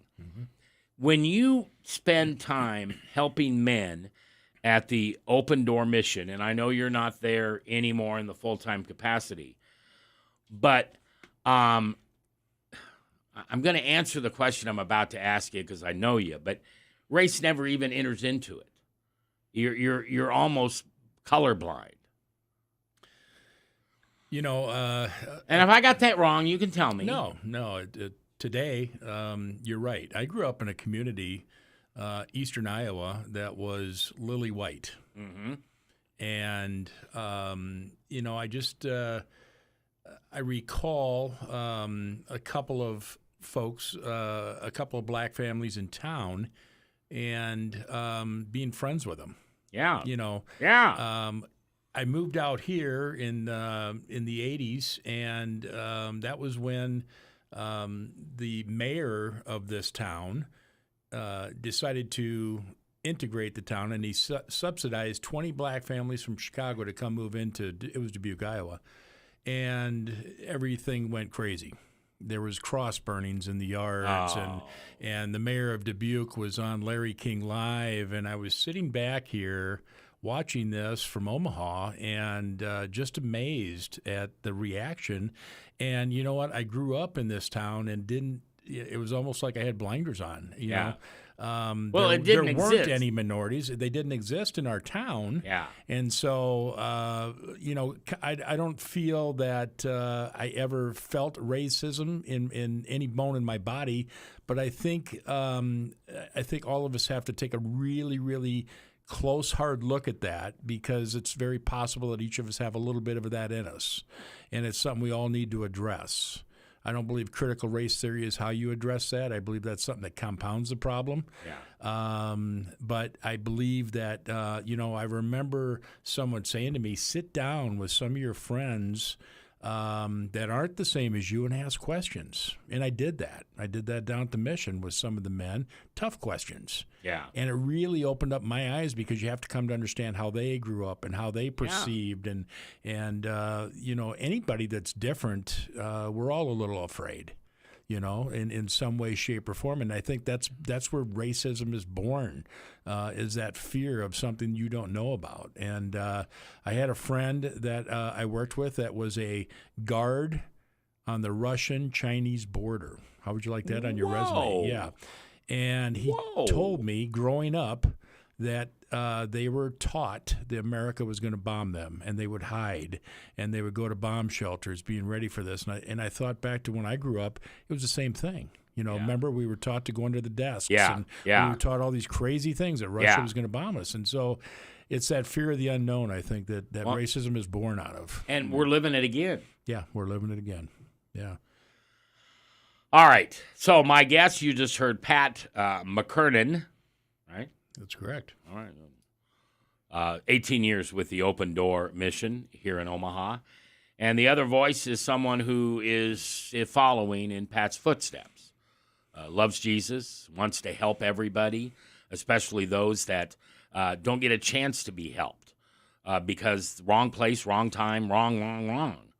And Jesus said, this is my time. This is my space. This is my world. Just love people and give them all you can and help them realize that I love them. Jesus loves you. Even if you don't love him, he loves you. And that's a gentleman by the name of John Horsechief. He is running for the open seat on the Board of Governors for the Metro Community College, a college that he went to. And now, what'd you say, you're going for your master's at Pittsburgh? It's the University of Pennsylvania, and actually I'm going to turn in my last assignment tomorrow. Really? So, yep. Have my last class tonight, and I finish my last assignment tomorrow. And then... How does that feel? Man, it feels amazing. Yeah, it's I mean, hearing where you wonderful. were 17 years ago and here you are now, that's got, I mean, you're the living story of someone who said, you can't beat me. I'm going to beat you. I'm going to beat you addiction. I'm going to beat you bad people, and I'm going to come back and make the world better for my kids and grandkids. Yeah, it feels really good. Full-time student as well as a full-time employee, too, for the last how many years? 4, 5 years. Full-time father. Yeah. Full-time father, yeah.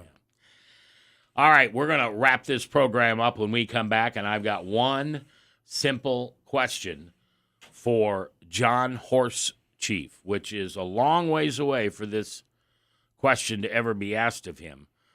But I'm going to let you think about it. And here's the question. How do you want to be remembered? It's 50 years from now. It's 70 years from now. And it wouldn't be me, but somebody standing at your eulogy. How do you want to be remembered? And I'd like you to share that with us when we come back, okay? Pat McKernan is here from the Open Door Mission. Also, John Horsechief. He is running for an open seat, the at-large seat, of the Board of Governors for the Metro Community College. And he's got a different way of doing things. He listens. He prays. And then he rolls up his sleeves and makes it happen. Is that somebody you want on your Board of Governors running your community college? Think about that. We'll talk about it when we come back. I'm Mac McCoy. If I haven't told you lately, this is the Talk of the Heartland. We are live in the Divine Truth Studios, and it's your voice I want to hear. Email, Twitter, thank you, Elon, Facebook, however you can get your message to me, I'd like to hear from you. At Mac, M-A-C, at KCRO.com. And by the way, thanks for listening to KCRO. In your life.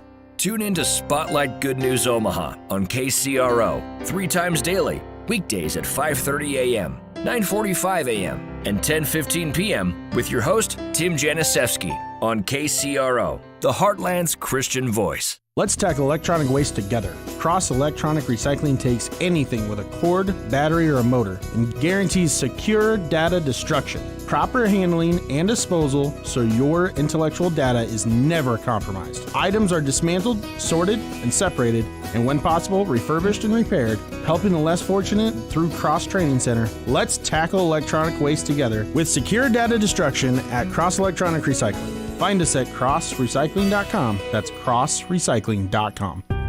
Draw near to God, and He will draw near to you. Dr. Tony Evans says experiencing real intimacy with the Lord requires an investment. If the only worship God gets out of you is on Sunday morning, you're not near to God. You just visit Him occasionally. Finding victory in spiritual warfare. This week on The Alternative with Dr. Tony Evans. Tony Evans, weekday evenings at 7:30 on KCRO, the Heartland's Christian voice.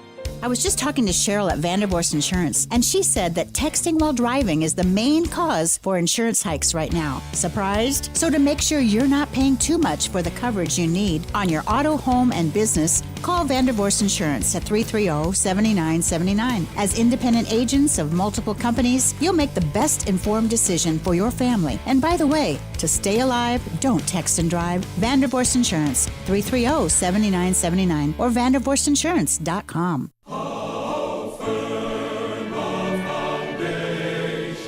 This week on Through the Bible, we're in Deuteronomy. learning that doing what God says leads to a life that pleases Him and brings us peace. Moses wrote Deuteronomy as a refresher course of all God commanded back on Mount Sinai years before. Come aboard the Bible bus and find out why those instructions are also important to us today. Through the Bible, weekday mornings at 6:30 and 10:30 on KCRO, the Heartland's Christian voice. 100 years KCRO.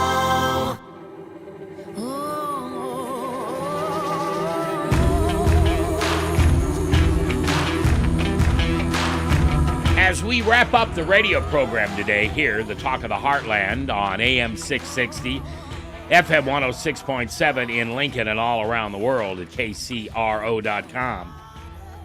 When John and I are done talking today, at least for the first time, I'm going to challenge you to something. But I'm also going to play one of my favorite pastors who's going to talk about one of my favorite subjects, and that's forgiveness. And we'll wrap up the show that way here in just a couple minutes. So I challenge you, John. Maybe you have never thought about this before. You're a young man. But if for some reason I was still alive in 70 years, of course it'd all be because I'm a bionic man now, but I was asked to do your eulogy, how do you want to be remembered? Now remember, it's 70 or 50, 60 years from now. So you've been able to accomplish what you've set your heart on accomplishing. What will you be remembered for? I would say someone that glorified God and Jesus and all that He did, and then that put His family first and did everything that He could to provide for His family, love His family, and then someone that served His community, that really sought hard to make His community better by whether it be mentoring people, just overall caring for people, but doing the best he could to pass on the goodness that he had, that I've had, for the next generation. Well, thank you for coming today. I hope you enjoyed yourself, and you did a great job just being honest and genuine, and congratulations. Absolutely. And you got a good guy over here in your corner, but you do owe him at least a runza or something. Yeah. Yeah, because I don't let politicians in very far. I'm sorry, but I just don't. But after Pat told me about you, I wanted you here today, and you were completely right, Pat. Mm-hmm. Completely right. Well, as we wrap up the program today, you know what the most important thing in my life is after Jesus, and that is you learning forgiveness. And here's one of my favorite preachers, Voddie Baucham, telling us about how to forgive. It's amazing, and you heard it here on KCRO. Let me do a few things so that we can understand what it is we're dealing with. First, I want to define forgiveness for you, because many of us wrestle with the issue of forgiveness because we don't know what it means. And it has tremendous implications for our spiritual lives and for our relationships. Listen to this from John Calvin. First, what is forgiveness but a gift of mere liberality? A creditor is not said to forgive when he declares, by granting a discharge, that the money has been paid to him, but when, without any payment, through voluntary kindness, he expunges the debt. Forgiveness is expunging the debt. He uses these terms because you almost have to use these commercial terms in order to understand what forgiveness means. Forgiveness is the cancellation of a debt. Forgiveness means you don't have to pay. Now, I have up here my trusty iPad. Say somebody came up here and knocked down my iPad and broke my iPad. And I looked at the person after they, broke my iPad, and I said, hey, I'll forgive you. I really do. I'll forgive you. $800. I'll go get me another one. We're good. I have not forgiven. I have not forgiven. Why? Because I'm making you pay. I did not cancel the debt. I'm making you pay. I didn't forgive. My words are hollow. My words are empty. See, usually when we say, I forgive you, what we're really saying is, I'm not going to blow up at you. Literally, that's all we mean. I'm not going to blow up at you. I'm not going to punch you. I want to, but I'm not going to right now. However, I am going to punish you in significant ways. Now, see, what happens when we get out of this transactional model, when we're not talking about finances anymore? What does it look like for me to make somebody pay, for me to not forgive? Well, a couple of things. How about depriving another person of my time and attention? I forgive you. I just don't want to be around you. I forgive you. I'm just not speaking to you. The husband and wife situation. I forgive you. I'm just withholding affection. Can't say amen. You ought to say ouch. That's not forgiveness. That is the opposite of forgiveness. You are being punitive. You're making the person pay. That means you're not forgiving. Or depriving parent of the honor and respect that they're due. I forgive you. I'm not going to honor you and respect you. You've lost that. Again, you're not forgiving. Depriving a child of their inheritance. We see that with Jacob and Reuben, do we not? And there are people who do that. They don't forgive their kids. They say they forgive them, but then they punish them later on. I got something you want, something you need, something you expect. You're not going to get it. It's punishment. Refusing to acknowledge the accomplishments or achievements or special occasions in other people's lives. My mother was mean to me. My mother wasn't a good mother. So guess what I'll do? I'll show her. I won't send her a card on her birthday. You haven't forgiven. My parents weren't good parents. I'm not going to throw them an anniversary party. I'm not going to show up to celebrate a retirement of somebody that I don't respect, somebody who did that to me. This is making them pay. I'm going to make you pay. I'm not going to send them pictures of their grandkids. I'm making you pay. I'm not going to come see you. I'm making you pay. I'm not going to call you. I'm making you pay. This is unforgiveness. All the while we're saying, oh, I forgive you. I forgive you. I forgive you, but here's how you're going to pay. You're talking out of two sides of your mouth. That is the essence of unforgiveness. How about rejecting gifts? Hey, you got a card. It's from your mother. Throw it away. Hey, you got a gift. It's from your sister. You're probably just feeling guilty. I don't want that. You follow me? This is what unforgiveness looks like in your everyday life. Rejoicing in the suffering of someone else. You did me wrong. Now you got cancer. That's what you get. That's unforgiveness. And it's completely and utterly hypocritical. See, when you're not forgiving, there are a number of things that are going on. Number one, what's going on is you're being disobedient because you're commanded to forgive. Ephesians 4:32, we'll talk about that more in a moment. But you're commanded to forgive. So first and foremost, you're being disobedient. So refusing to forgive someone is sin. You're sinning against God, which is quite ironic because you're sinning because someone sinned against you and you feel like your sin is justified because it came second. You're like a child saying, he hit me first. Here's the second problem with that. When you're not forgiving a believer, here's what you're saying to God. And don't tell me you're not saying this to God, because this is what you're saying to God. It sounds exactly like this. Listen, God, I know that Jesus died on the cross for what that person did to me, and that may be enough to satisfy you, but I require more.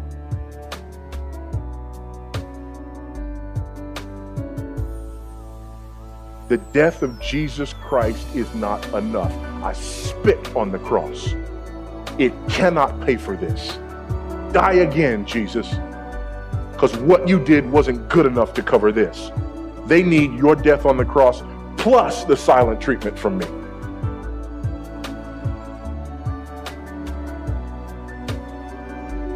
oh, I better start forgiving believers. I just hold on to my unforgiveness against unbelievers. Now, really? Unbelievers will pay eternally for their sin in hell. The wrath of God poured out against them. So when you don't forgive an unbeliever, what you're saying is, God, your wrath is not enough. This person doesn't just need an eternity in hell. They need an eternity in hell plus me not taking their phone calls. That'll do it. Now the scales will be balanced because I got my pound of flesh. This is the wrong answer. But this is what we say to our God. The other aspect of this that's just absolutely horrible is that the one who's really paying is you. It has been said, holding on to unforgiveness against another person is like you drinking poison hoping they die. And you allow the bitterness to stir and fester.